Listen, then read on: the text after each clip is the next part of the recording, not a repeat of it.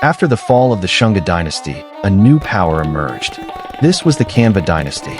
The first ruler of the Kanwa Dynasty was Vasudeva I. He took power in 75 BCE. The Kanwa kingdom was smaller and weaker than the Shungas, with limited armies and resources. The Kanwa rulers issued coins, but their authority remained limited to small regions. The Kanwa dynasty ruled from Magadha, but their territory was not as vast as the Shungas. Royal court with Brahmin advisors, scribes writing, ceremonial rituals. In the Kanwa court, Brahmin advisors held real power. They set religious and legal practice. The Kanwa army remained small and localized. It lacked manpower for major campaigns. You see modest training and simple arms. Their reach stopped at regional borders. This military weakness later invited conquest. Trade and commerce stayed local.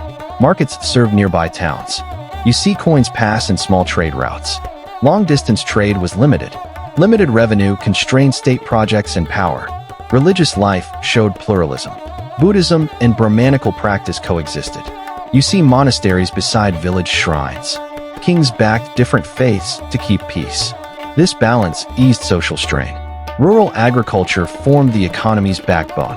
Small irrigation and family farms fed local markets. You see farmers with simple tools. Tax income depended on these harvests. Crop loss hit the state hard. Administration ran through local officials and royal edicts. Records were sparse but active. You see scribes and messengers carrying orders. Central power existed, yet local chiefs kept much autonomy. Diplomacy became a key policy. Kings sent envoys and gifts to neighbors. You see negotiated truces and alliance ties. These measures bought time and peace. They did not replace strong defense. Local artisans kept craft alive. Pottery, metalwork, and woodcraft served everyday needs. You see busy workshops and market stalls. Art stayed practical. Culture continued despite political limits. The Satavahana rise in the south shifted the balance. Their power grew through trade and mobilized forces. You see their banners and influence in borderlands. This growth pressured Kanwa frontiers. Noble factions argued over taxes and authority. Local rulers pushed for more freedom. You hear rival claims in court. These conflicts eroded coordinated policy. Factionalism weakened state unity. Environmental shocks struck. Drought and poor rains cut harvests. You see parched fields and thin granaries. Food shortages caused unrest. The state struggled to provide relief. Tax revenue declined as production fell. Treasuries ran low. You see fewer coins in circulation. The state cut expenses and delayed payments. Financial strain hurt military upkeep. Satavahana raids escalated. Border skirmishes became frequent. You see burned outposts and fleeing civilians. Kanwa commanders struggled to hold the lines. Each loss cut public confidence. Satavahana leaders organized a decisive campaign. They consolidated allies and troops. You see war councils and march columns. Momentum shifted away from Kanwa rule. A major clash loomed. Finally, the Satavahanas attacked. Border forts fell one by one.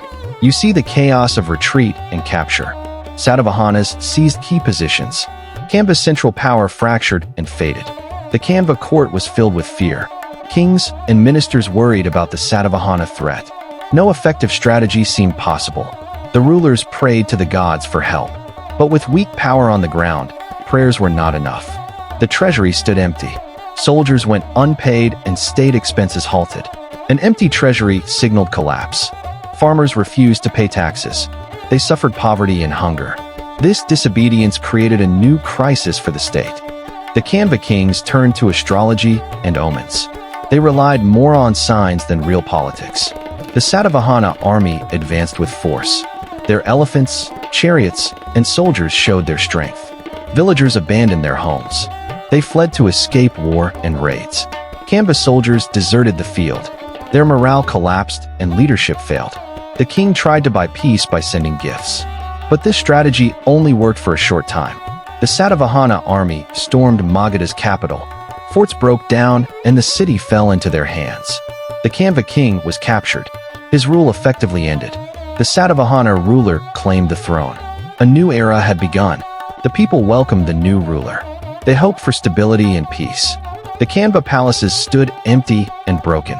Their legacy faded into dust. Only inscriptions and coins survived. History preserved them as a short chapter. Later historians wrote little about the canvas. They were seen as a small interval between Shunga and Satavahana power. In history, the Kanwa dynasty comes after the Shungas and before the Satavahanas. It lasted only 45 years. The center of power shifted once more. The Kanwa kingdom vanished, and the Satavahana power rose. The Satavahanas expanded their realm. They built stronger administration. The Kanwa dynasty became a small chapter in history. Its fall is an example of the cost of weakness. In decline, rulers leaned more on religion. Yet rituals could not stop the kingdom's weakness. Agriculture was modest. Farmers brought small harvests to sell in markets. Weapon-making remained limited. Arms were simple and made for local defense only. Festivals and music were still celebrated in the royal court. They gave people moments of joy. Education was under Brahmin teachers. Students learned chants and traditional knowledge. Pilgrims traveled to sacred sites. This remained a vital part of culture and belief. Common life was simple. Houses had clay walls and thatched roofs. Trade moved on bullock carts across dusty roads. It was slow and limited. Kings tried to distribute food during famine, but resources were insufficient. Heavy taxes angered the people. The gap between state and society widened. Most records were preserved in religious texts. Political history was scarcely written. Village councils settled disputes. They were key to local justice. Merchants used balance scales. Trade remained at a small scale. Women wove cloth at home. Craft supported family needs. Buddhist monks taught scriptures and attracted followers. Buddhism shaped society. Vedic rituals continued. Brahmins linked them to royal authority. Frontier outposts weakened. Enemies pressed harder. Satavahana traders brought new goods. Their influence over the economy grew. Kanwa generals planned defenses, but military weakness was clear. Messengers brought news of defeat. The king's confidence crumbled. Granaries lay empty. Food reserves were gone. People waited for state aid and hunger. Relief was scarce. Nobles held secret plots. They grew dissatisfied with a weak king. The Satavahana king inspired his army. His leadership was strong. At night the palace was surrounded. The siege tightened. The city gates fell and fires spread. Citizens were terrified. The army laid down weapons. Courage to fight was gone. The victorious Satavahana king claimed the throne. The Kanwa era ended. The people offered garlands to the new king. They welcomed the new era with hope. Kanwa coins disappeared.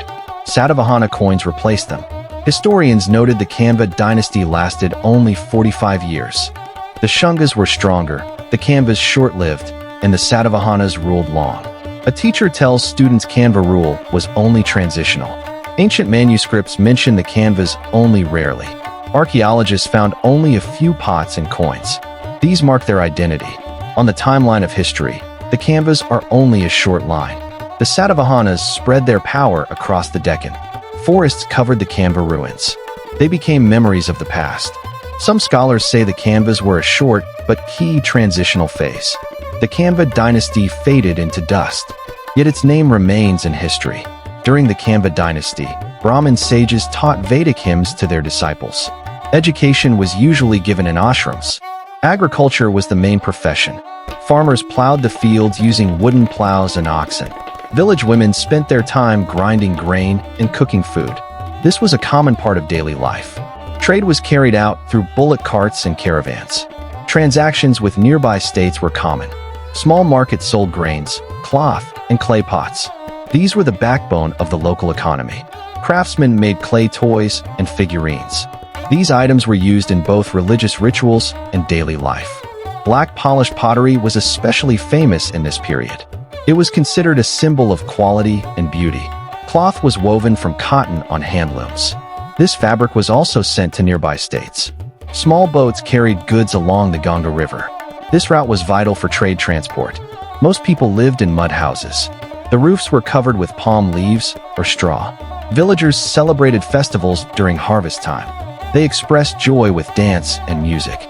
Scholarly works were written on palm leaves. These manuscripts were later preserved as religious and educational references. Villagers used herbs for treatment. Healers and Vaidyas were considered experts in medicine. Education was mainly oral. Children memorized Sanskrit and old folk stories. Guards stood at palace gates. Their weapons and clothing were simple but effective. Soldiers patrolled with spears and shields. The army was small but trained. Chariots were used for the royal family. They symbolized prestige and power. Music was performed in the king's court. Flutes and drums were common instruments. Dramas were staged in palace courtyards. They included religious and historical themes. Astrologers studied the movements of stars. Their opinions influenced state decisions. The king and his family prayed in temples. This was an expression of their devotion. Small shrines with local deities were found in villages. The people remained devoted to them. Some people practiced meditation and yoga. This was important for spiritual peace. Buddhist monks also existed in the Kanwa period. They went from village to village seeking alms. Jain monks walked barefoot and lived simply. Their teachings were based on nonviolence. Daily rituals and bathing were performed on riverbanks. People considered water sacred. Farmers gave a portion of their harvest as tax. This was a major source of the king's income. Palace scribes recorded accounts. These records were preserved on palm leaves. Foreign merchants brought cloth, precious stones, and spices. This supported the economy. Children played with clay toys and small carts. These were part of their innocent world. At night, mothers told folk stories to their children. These were passed down through generations. Large mud granaries were built to store grains. They were useful during famines. Blacksmiths made farming tools. These were essential for agriculture. Fishing in rivers was common. Fish formed an important part of the local diet. Hunting was also a source of livelihood. People hunted deer and wild animals. Potters shaped clay vessels on the wheel. These were necessary in every household. Carpenters made wooden furniture and carts. Their craftsmanship was highly valued. Goldsmiths crafted jewelry from gold and silver. These ornaments were popular among women.